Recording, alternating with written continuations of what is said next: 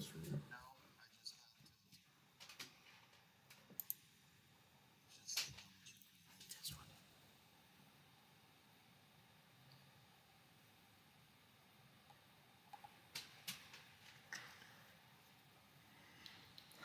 Where's Moxie? What you really need? Yeah.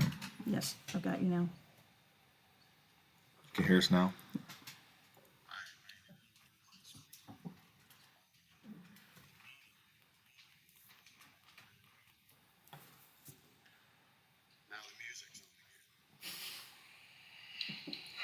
Where's Moxie? What you really need? Yeah. Yes, I've got you now. Yeah, I don't know what you're listening to because I hear all of us talking.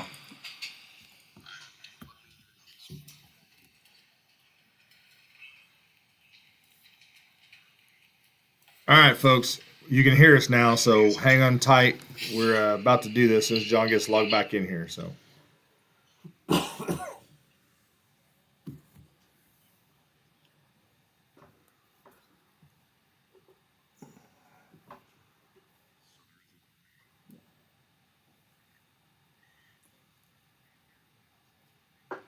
let me know when you're back in, John.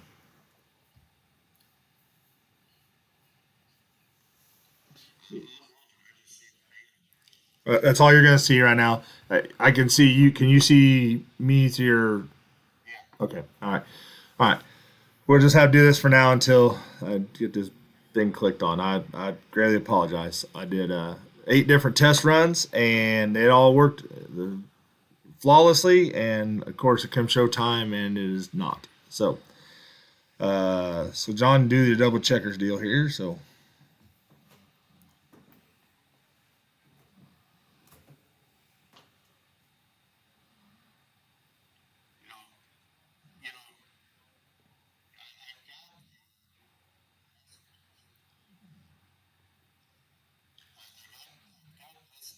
If you're on the Facebook, you'll get the messages.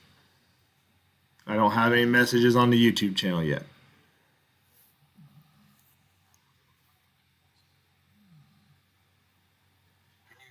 Yeah, yeah, I can hear you. Like we're live. Everybody's hearing everything we say.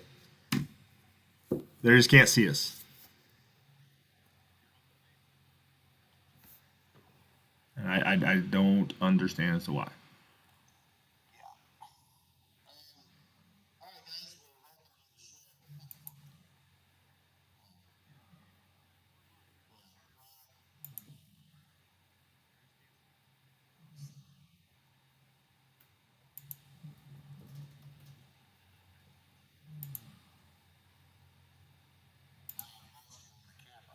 Stand by. How about now?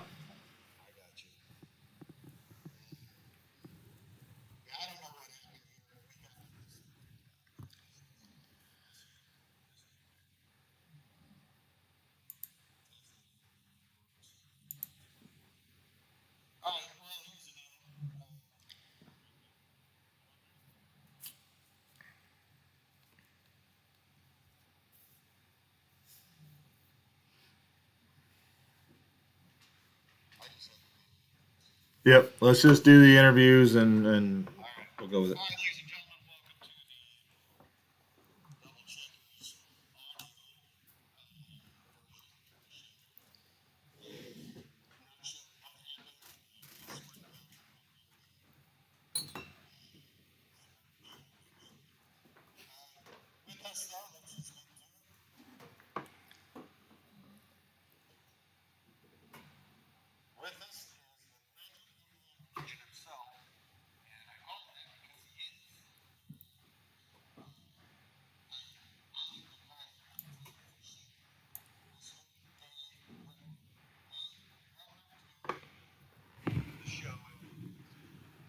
Well, thank you. And it's just like everything, if anything can go wrong, it will.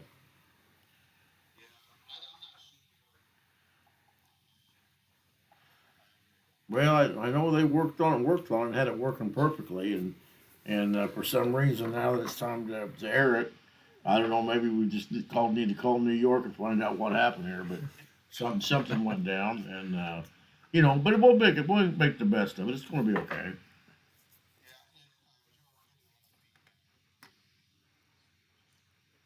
Okay. I don't know what that's about. There's nothing else on here, so.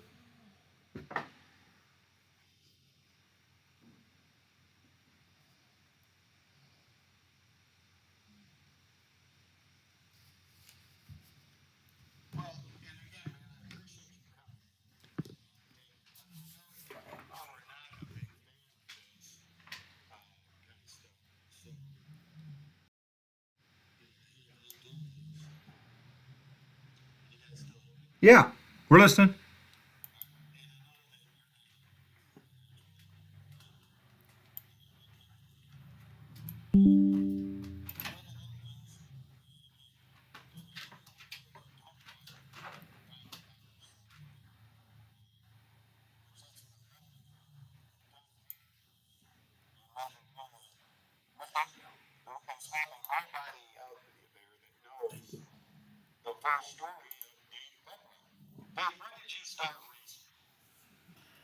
Well, it was a long time ago, obviously, and I was about 12 years old, and my dad was a construction worker, and he worked with a guy who had go karts, and the guy's daughter raced them, and she got hurt, and he knew that I had all just like yard carts and things I could build, and didn't really have anything like in a competitive nature, but it was just the things I would put together as a little kid and run. And he asked my dad if he thought I would want to race one of the carts for him. Well, of course, I was already eat up by car racing, and it was like sort of like something that came out of like a miracle. And I said, sure, I'd like to definitely do that. And we got together and ran a lot of races, and that was the beginning. And we won some shows and did some good off and on, and had it actually probably one of the better times of my whole life was racing the go karts, and I raced those till I was 18. And I tried the motorcycles a little bit, and never did like them. I just never did catch on to the bikes a lot. I just wasn't very good, I guess, and I just never did like it. I was hitting the ground too many times and knock you in the next week, and I just wanted to get away from the bikes. And the sprint car deal was right in our backyard, and of course at that time, kind of the end of that era. But guys from the sprint cars went to Indy. Not everybody went to Indianapolis, of course, but a lot of people did, and a lot of drivers back then did, and to me that was what I was actually, kid from Indiana. That's what every kid in Indiana wants to do is race in Indianapolis, and so anyway, I saw that as a road to Indy, especially trying to get into USAC, and I'm not even sure what year. I think 70. Jeff might remember better than me. 76, 77. Got 70, in 76. I 76. remember 76. Yeah, got into running some USAC shows, and figuring that was the way to go. And I think at that time it still was, but it was things were changing quick over there. Things were going a different way, and because Jeff and I have been together racing since back right there when you about 77 you came along. 77. Yeah. That's when you came into the game, and so we've been together that long, and you know oh yeah, Well, they argue like a couple of married people. yeah.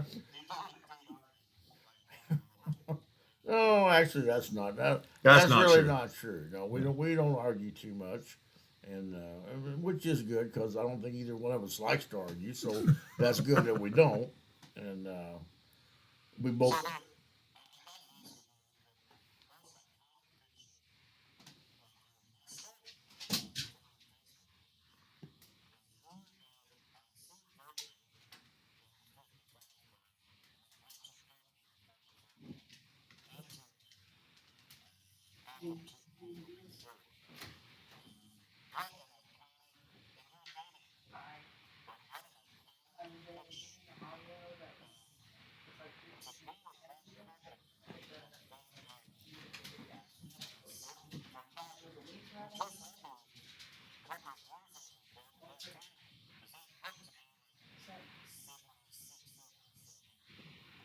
78.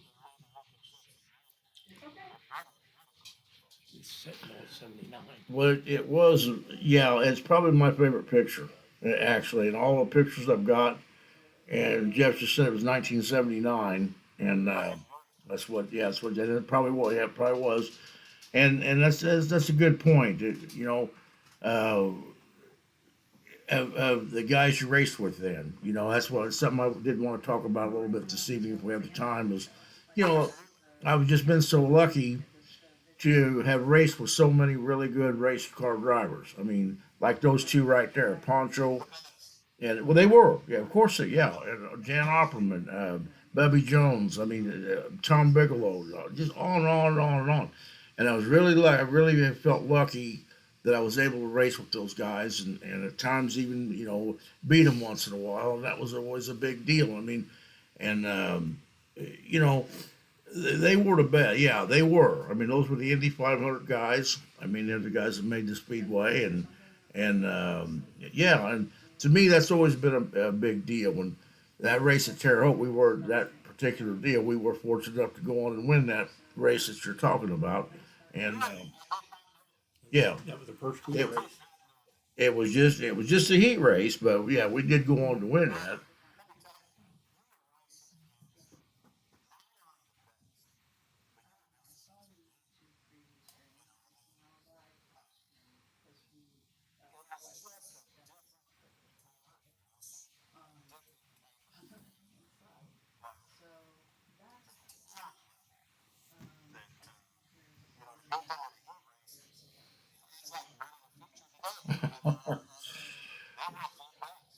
Well, Poncho.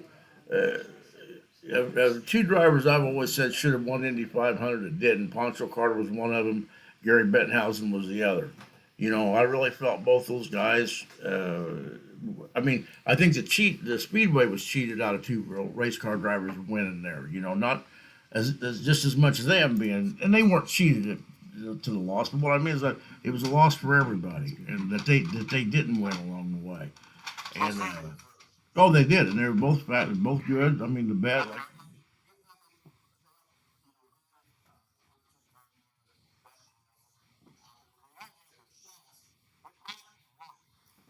right, right. Yeah, and that Buick, yeah, yes, he did. But that was ill fated. Yeah, that was ill fated. Right, it was ill fated, and I mean that Buick was.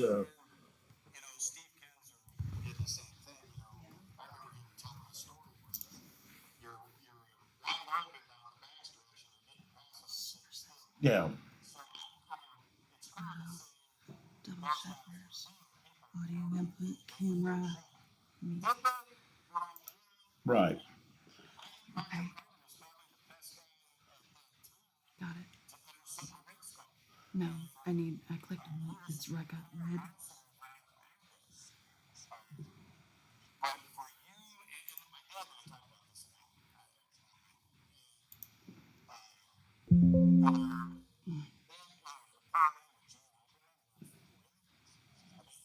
Just a second.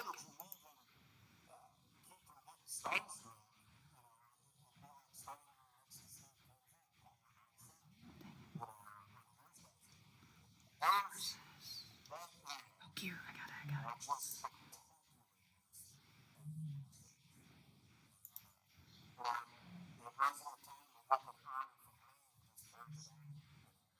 Okay, just a second. Automatic. Yeah, They you started did. Yeah, because there was not or what we call Kmart cars. Today it's Kmart style of racing. You just go take it off the shelf, bolt it on, and the part off your car fits my car and on down the road. And that's true. I mean, you had to make everything work, you had to make everything fit, and we did our own engines all just a along. I second. never had the money to buy engines from people and do this and do that. I learned. I started out. I bought a when I Yeah. started in the sprint cars. I bought No. a 327 short block from Denny Mitchell for $175, and I bought a set of heads from Jerry Shields, I think for $200, and it got a camshaft. It was a place in Terre Haute called Hapco Regrinds, and it was a reground cam shaft that they sold, and it put the reground camshaft in the motor, and that, I mean, that's what you did. And you know, now these boys come along with, you know, 60, $70,000 engines. Unbelievable, unbelievable. You know, I mean, I don't know where all the money comes from, but it's just in everything, not just this. It's in everything. But anyway, that's how you got started back then, and you learned the hard way. You know, you did your own stuff because you couldn't afford to have it done, and you know, maybe if I knew.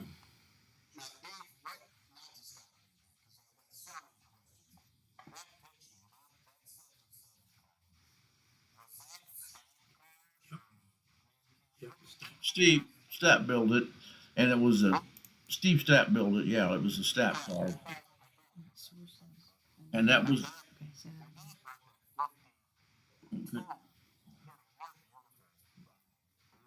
yep.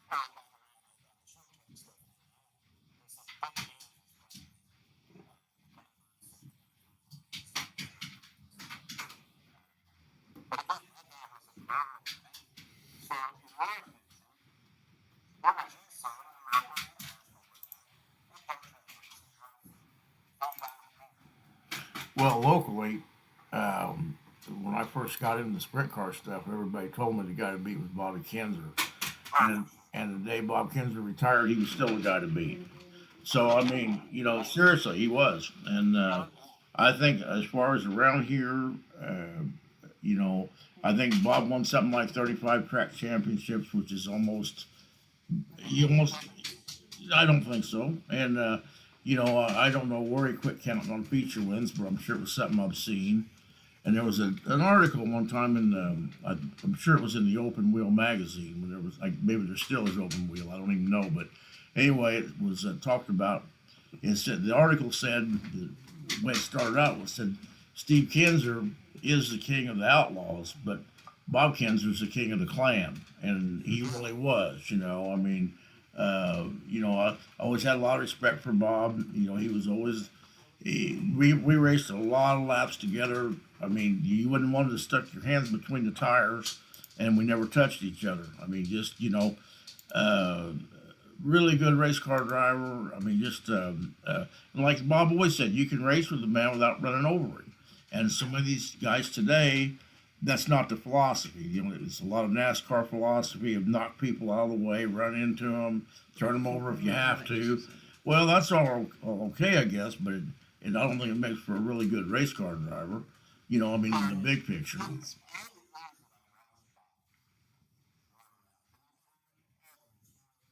Mhm.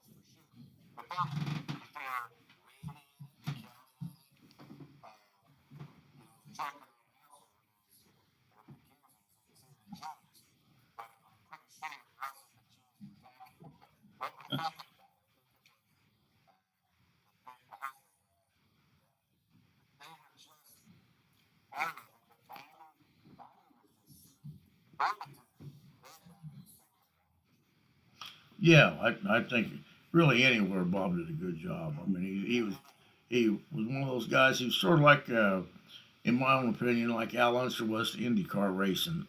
You never saw the guy make mistakes, and I'm not saying he never made one, but the point is, it's just like Big Al Unser. You know, if you ever get a chance to watch the film footage of that guy race, you know, you didn't ever saw him overshoot the pits or run over a crewman or kill a motor trying to exit. You know, I mean, back. I know it doesn't happen too much today where they do that, but back in that day, it was a lot different when there were no speed limits on the pit road. You came down the pits as fast as you dared go. There was no speed limit like there is today. So it was real easy to come in so hot you'd overshoot your pits and slide, you know, two pits past yours and cost you 50 seconds to get back in your own pit area. And Al just did not make those mistakes. He was very flawless. And Little Al was very flawless. If you ever watched him race much, and Bob was the same way. They just didn't make many mistakes. Not to say they never made one, but everybody's going to make a mistake at speed. Things happen, but very rare, you know.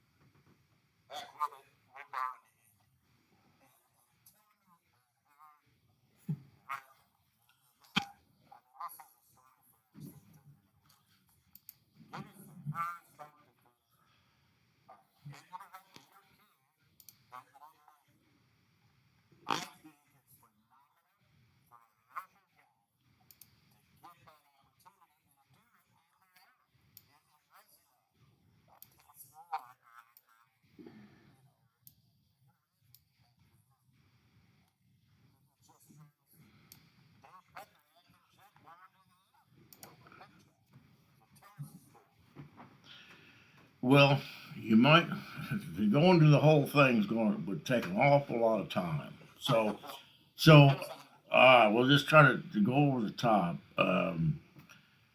You know, times were changing, obviously, and you know, like we talked about, we'd done some stuff with the sprint car deal. We'd won some stuff here and there, and won at Eldora. We had some good runs. Well, yeah, it is. Yeah, and these are all stories that can go on all night. You know, I mean, we could be here till 3 o'clock tomorrow morning still telling lies. But the point is that with the Indy thing, we knew there was a narrow window left between the flat bottom cars and the ground effects. That it would not be very long before there'd be nothing but ground effects, and that's when the times were changing them. And the way the rule book read, you could still run a flat bottom car. Now they really penalized you on the flat bottom car, even though it was at a disadvantage to begin with, but you could still do it.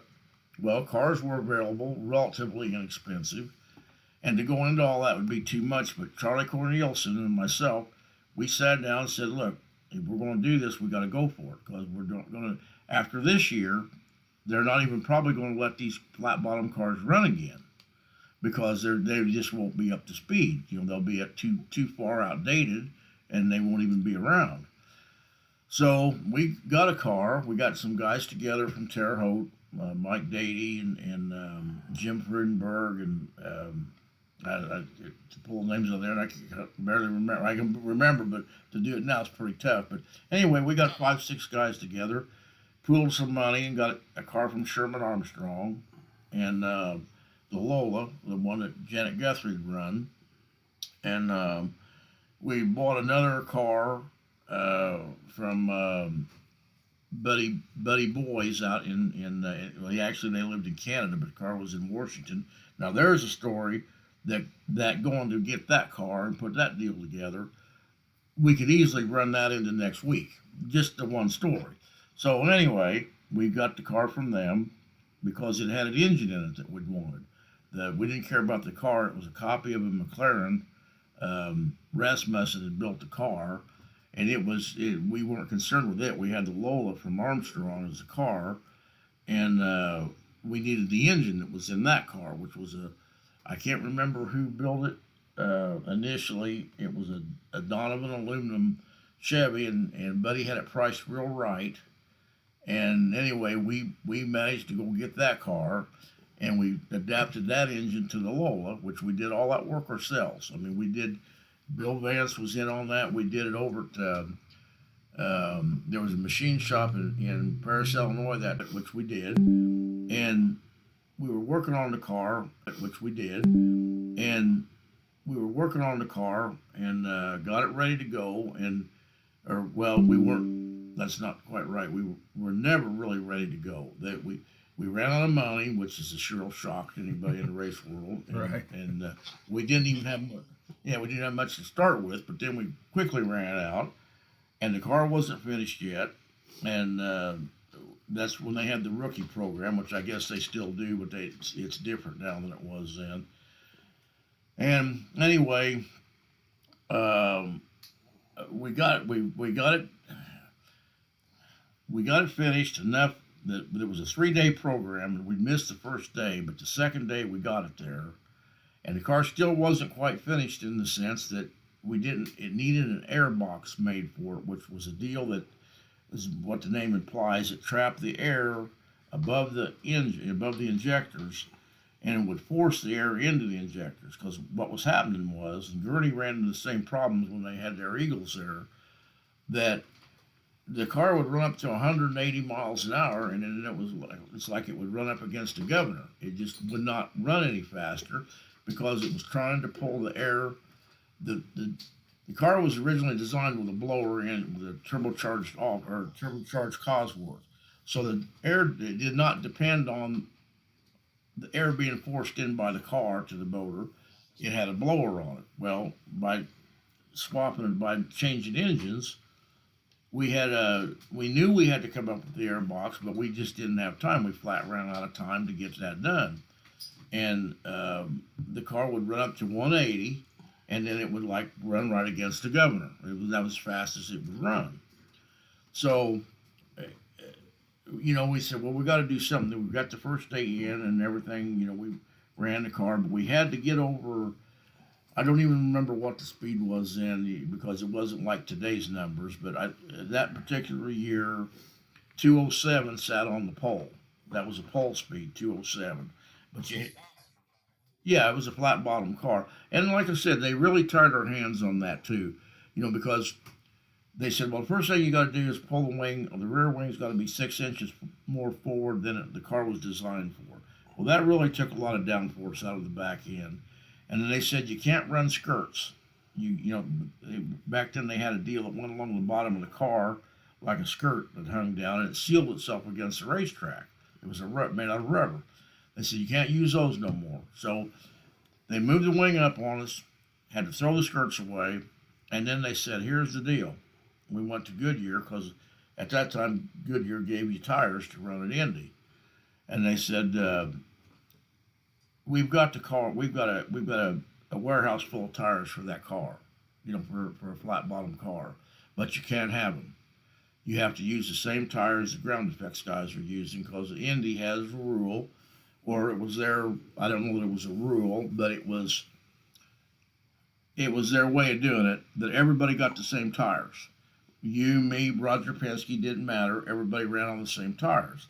And they said, if we give you those tires, those guys are going to have a fit. Because it was a softer tire.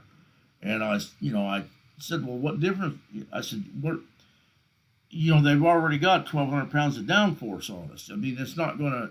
And they said, oh, no, it doesn't matter. It doesn't matter. You got to run the same tires they're running. So that's what it was. I mean, that's what it amounted to. So not only did we have to move the wing forward, threw the skirts away, of course, put a stock block in the thing instead of a Cosworth. Then they said, you got to run these hard tires. Well, you add all that stuff up, it really was going to make the car ill-handled, to say the least. And but that was the best shot we had. That was it. That was the best shot we had. There wasn't. The next year we were sure that they weren't even going to let that car run, or that style of car run, which meant you automatically went into a higher dollar, which we could never come up with the money to do a current deal. you know, because we'd love to have one of the Eagles of Gurney's, which was really designed around the stock block, which was a ground effects car. But that was ridiculous. I mean, we could have never came up with that kind of money. And so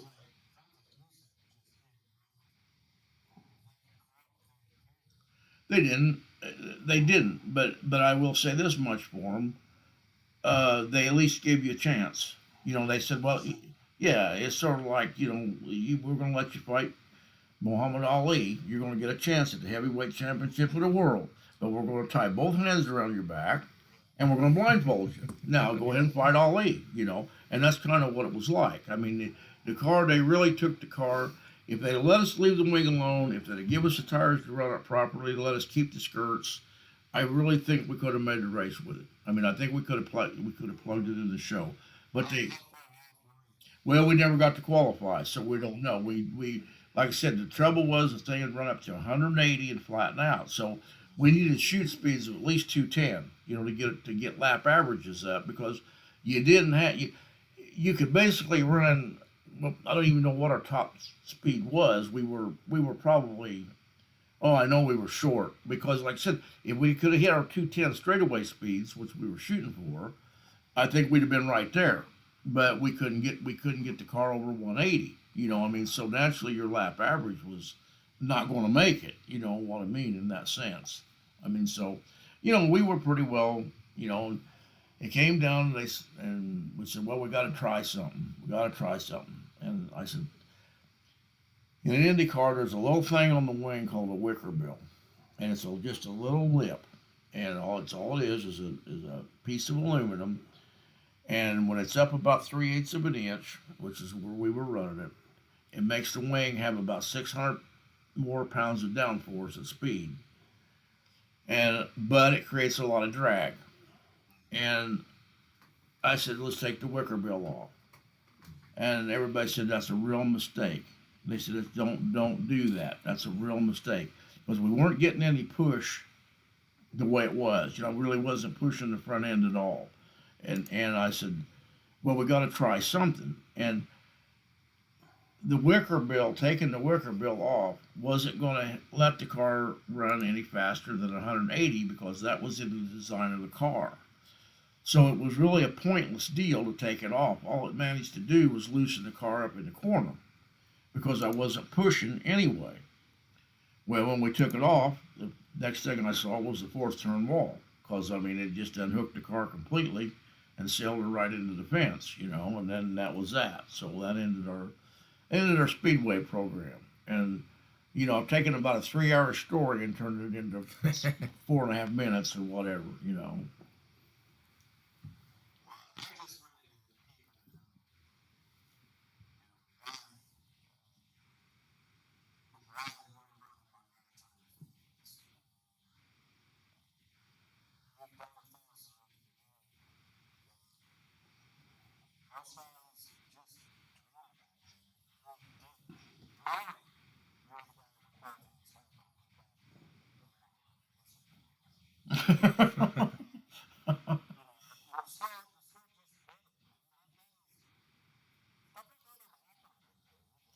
No, it doesn't, and that's a shame. The 500 is so different, you know.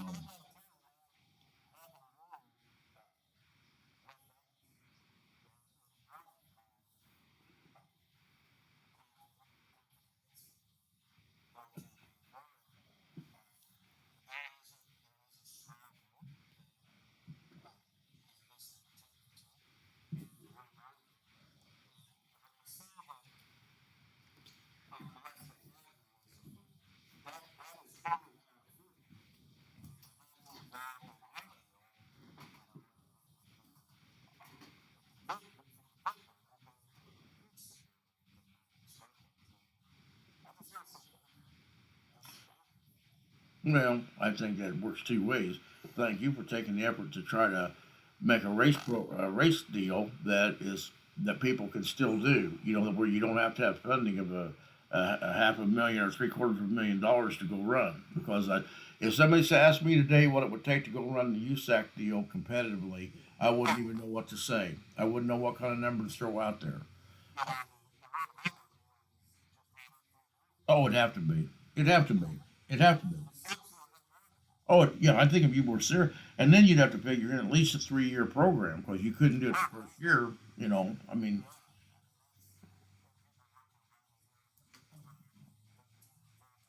yeah, that's why. Yeah.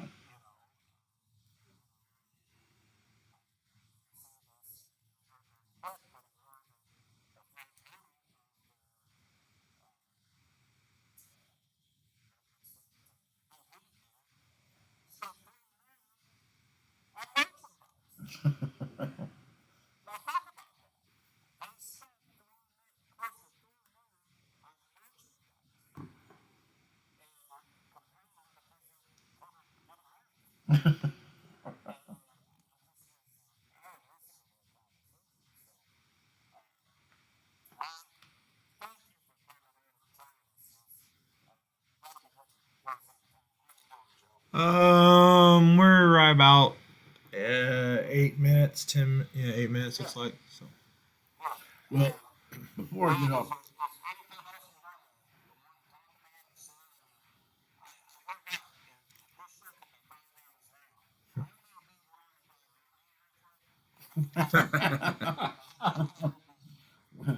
well,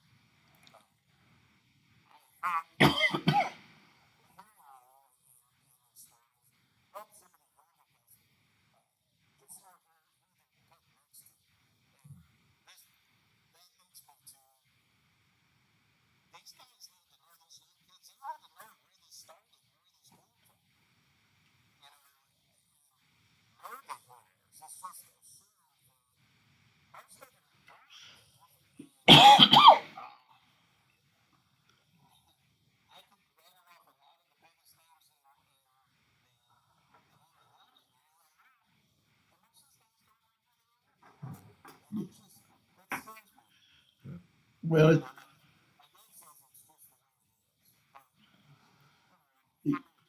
he's pretty close. 'Cause you know, even take like, excuse me, like in the National Football League. A lot of these boys come along today that are really great football players, but they're really great football players, and they are. But if you say, "Well, who's Dick Butkus?" They don't know, and that's a shame. I mean, it really is. I mean, now some of them do. Some of them do. Don't get me wrong.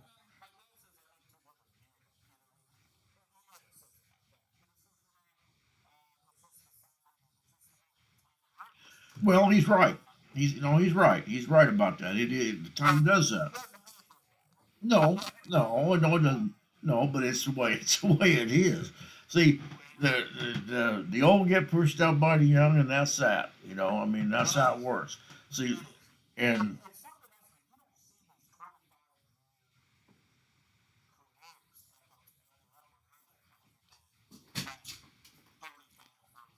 that's been a problem. Yeah, I mean, for NASCAR, for everybody. Sure, you know, you're right.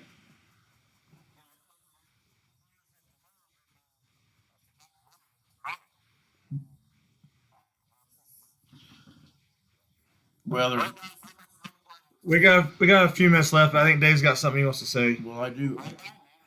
Well, I just want to thank the people who are helping us run the cars this year. You know, Kelly Cheese been helping us the last several years, and really appreciate their support, the family deal, and like I told him when he started helping us, you don't realize because he kind of not I won't say he apologized, but he said something about, well, I wish it could be more money than this, but he doesn't realize how much it helps Every what he little does helps. do, and well, that's where I was getting to that. I was getting to that. Yeah, the seamless gutters. Yeah, ASAP. Yeah, the Yeah. ASAP seamless gutter deal came on with us this year. We're working on another one right now. The gutter guy's a real good guy, real good dude, down to earth, good outfit. Good outfit. And we're working on another deal now. Hopefully it comes together, but so far it hasn't. So we're going to leave it at that. But I want to just take a minute and thank Jeff for everything he does because, and I've said it before, said it to banquet, as a matter of fact, that it would be impossible for me to do this if it wasn't for him. And that's not a exaggerated word. It would be impossible. So, oh, there's no doubt. There's no doubt. Yeah. Oh, for sure. And if we were going to hate each other, we'd have done it a long time ago. Slow down heels.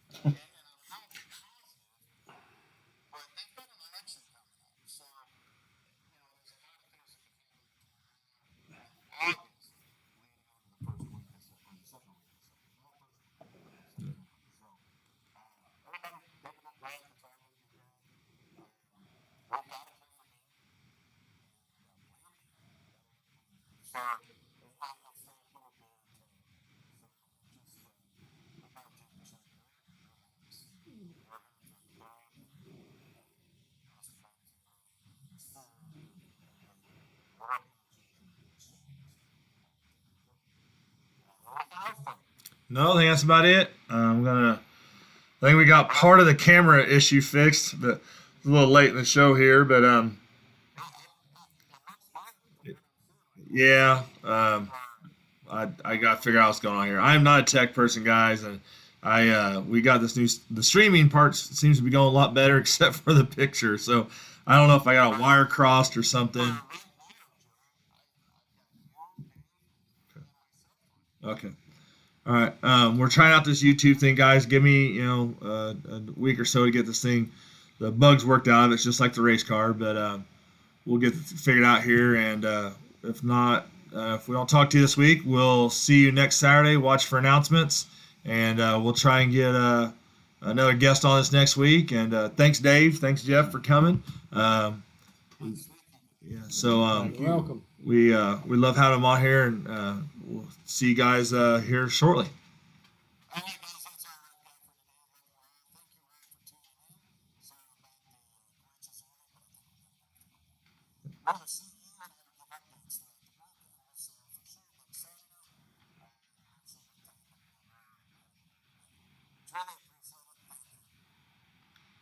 See you.